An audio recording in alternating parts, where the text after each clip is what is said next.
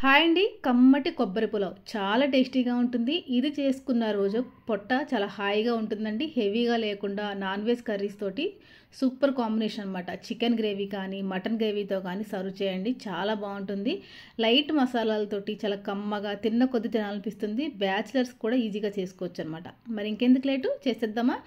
ఇక్కడ నేను 1 కప్పు వరకు బాస్మతి రైస్ తీసుకున్నానండి. ఇది నార్మల్ రైస్తో కూడా చేసుకోవచ్చు. ఇలాగ ముందుగా వాటర్ వేసుకుని నీట్గా వాష్ చేసుకుని ఒక అరగంట పాటు నానబెట్టుకోవాలి. తర్వాత ఒక కొబ్బరికాయ తీసుకుని ఈ విధంగా ముక్కలాగా కట్ చేసుకుని పాలు తీసుకోవాలండి. మిక్సీకి వేసి గ్రైండర్ పెట్టేసి ఒక 2-3 సార్లు గ్రైండ్ చేసుకుంటే కనుక మనకి కొబ్బరి పాలు అనేవి చక్కగా వస్తాయి అన్నమాట. 1 గ్లాస్ రైస్కి 1 కొబ్బరికాయ చక్కగా సరిపోతుందండి. ఈ విధంగా 2-3 సార్లు ఈ కొబ్బరి మిశ్రమాన్ని మిక్సీకి వేసుకుని పాలు అనేవి సపరేట్ చేసి తీసుకోవాలన్నమాట. తర్వాత పాలు కొలుచుకోవాలండి. 1 గ్లాసు బియ్యానికి 1 గ్లాసున్నర వరకు కొబ్బరి పాలు అనేది మనం యాడ్ చేసుకోవాలన్నమాట.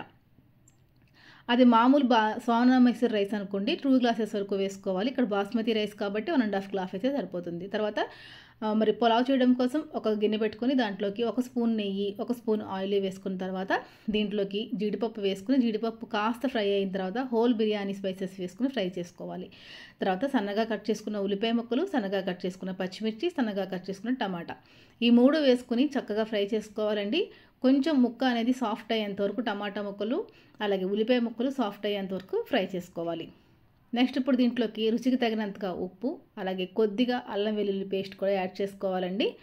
ఒకసారి బాగా కలుపుకున్న తర్వాత మనం బియ్యాన్ని నీట్గా వాటర్ అనేది లేకుండా వాడేసేసుకుని ఈ విధంగా గిన్నెలోకి వేసుకొని బియ్యాన్ని కాసేపు ఫ్రై చేసుకోవాలి. ఇలా అయితే మనకి కొబ్బరి పులావ్ మెత్తగా రాకుండా చక్కగా పొడి పొడిలాడుతూ ఉంటుందన్నమాట. అంటే ముద్దగా రాకుండా ఉంటుంది.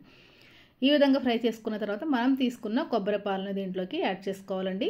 కొబ్బరి పాలు వేసేసిన తర్వాత ఒకసారి చక్కగా కలిపేసుకోవాలి. స్టవ్ని మీడియం ఫ్లేమ్లో పెట్టుకుని కుక్ చేసుకోవాలండి. ఒకటేసారి హైలో పెడితే కనుక మనకి మాడిపోతుంది అనమాట.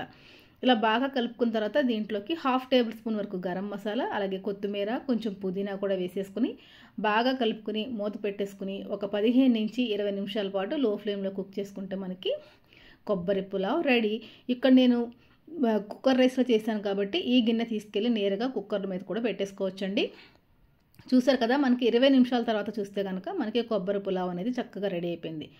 ఇంకెందుకు లేటు, ఇంకా మీరు కూడా ట్రై చేసేసి వేడివేడిగా మీ ఇంట్లో వాళ్ళందరికీ సర్వ్ చేసేయండి. ఇలాంటి మంచి మంచి రెసిపీస్ కోసం మన ఛానల్ని తప్పకుండా ఫాలో చేయండి.